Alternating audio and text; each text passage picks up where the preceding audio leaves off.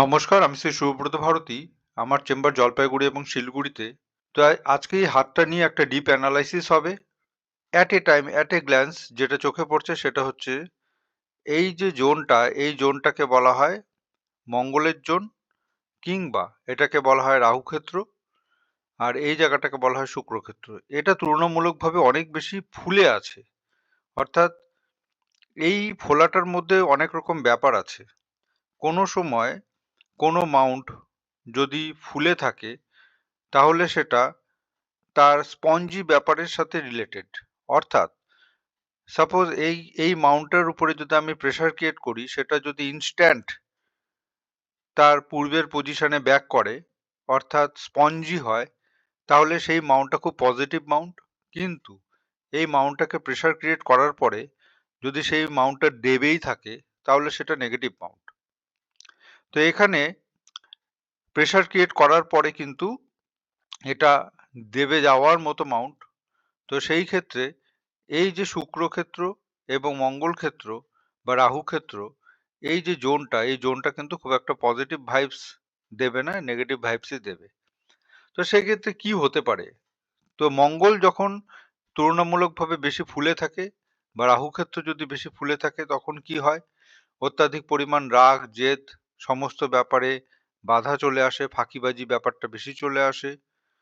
তো এবং শুক্রক্ষেত্র যদি বেশি তুলনামূলকভাবে ফুলে থাকে, তখন দেখা যায় যে আমার জীবনে যে ল্যাভিশ ব্যাপারটা, অর্থাৎ শুক্র থেকে আমরা যেটা বুঝতে পারি সেটা হলো বাড়ি, গাড়ি, প্রপার্টি, ভোগ তত্ত্ব টোটালটাই শুক্রের আন্ডারে, বা লাইফস্টাইল অনেকটাই শুক্রের আন্ডারে ডিপেন্ড করে। সেই শুক্র যদি পজিটিভ হয় তাহলে সে অনেকটা সামাজিক হয়, অর্থাৎ তার লাইফস্টাইলটা অনেকটা সামাজিক হবে।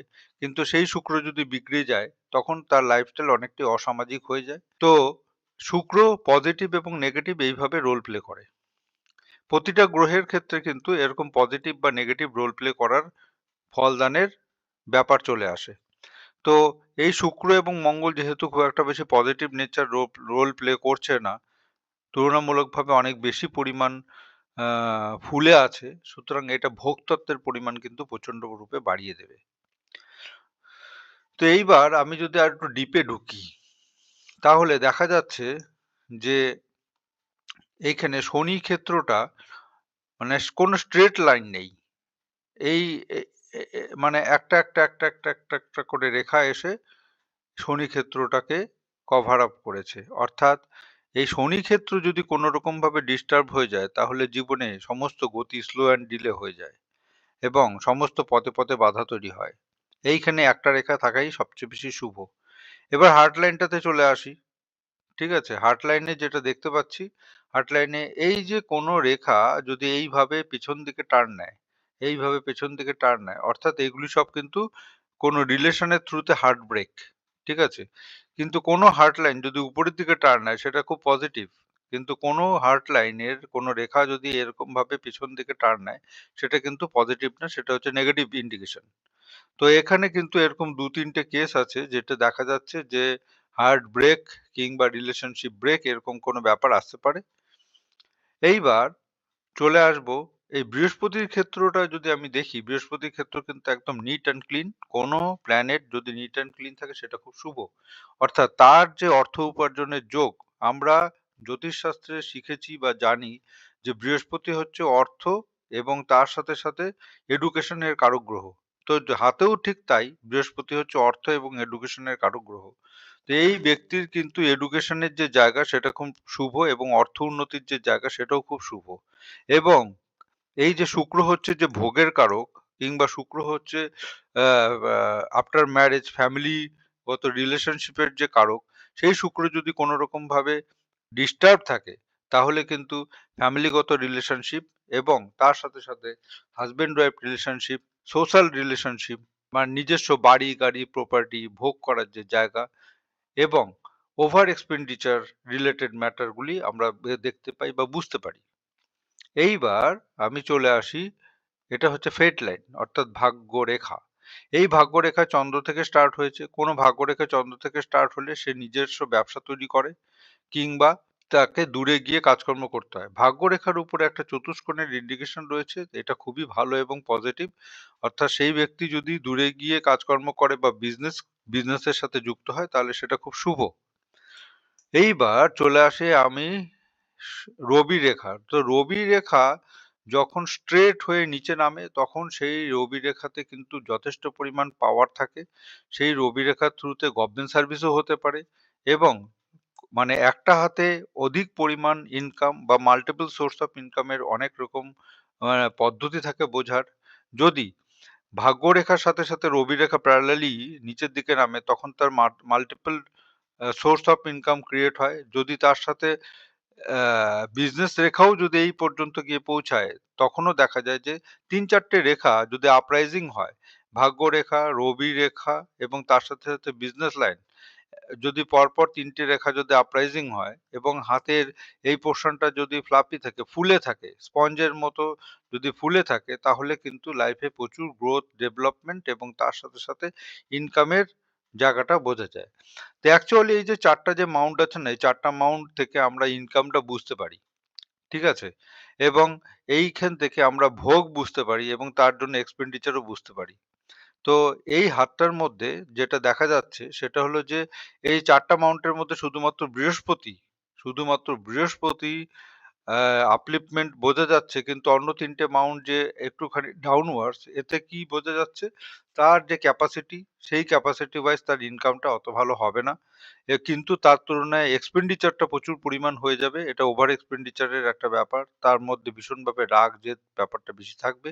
ফ্যামিলিগত রিলেশনশিপের জায়গায় কোনো না কোনোভাবে একটু ডিস্টার্ব হতে পারে এবং তার বিজনেসের মতো ইন্ডিকেশন দেখা যাচ্ছে। সে প্রচন্ডভাবে ব্রেনি এবং গুড প্ল্যানার কিন্তু মঙ্গল ক্ষেত্রে এই যে পর্যন্ত পৌঁছানোর কারণবশত তার হঠকারিতা বা হঠাৎ করে রেগে যাওয়ার ব্যাপারগুলি এই সমস্ত ব্যাপারের কারণে তাকে অনেকটা ভোগান্তি পোহাতে হতে পারে।